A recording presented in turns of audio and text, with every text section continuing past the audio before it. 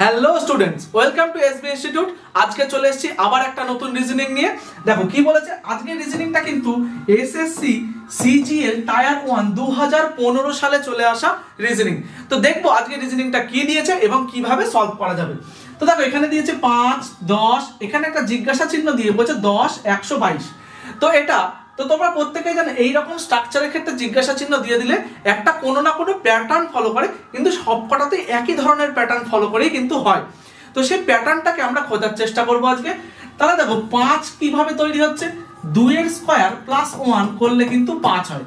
আবার 10 কিভাবে তৈরি হচ্ছে, 3 এর স্কয়ার প্লাস 1 করলে কিন্তু 10 তৈরি হয়।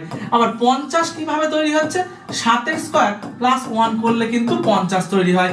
আবার দেখো 122 তৈরি হয় 11 এর স্কয়ার প্লাস 1 করলে।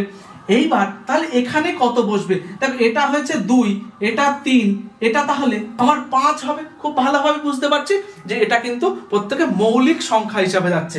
তাহলে এটা হবে 5 এর স্কয়ার প্লাস 1। আচ্ছা 5 এর স্কয়ার তো 5 5 25 হয়, তার সাথে 1 যোগ করলে কত হবে 26। মানে অপশন ডি হয়ে যাবে আমাদের সঠিক উত্তর 26। ঠিক আছে, তো এই ধরনের প্যাটার্ন কিন্তু খুব সহজেই হয়, কিন্তু প্যাটার্নটাকে যদি তুমি ধরতে পারো।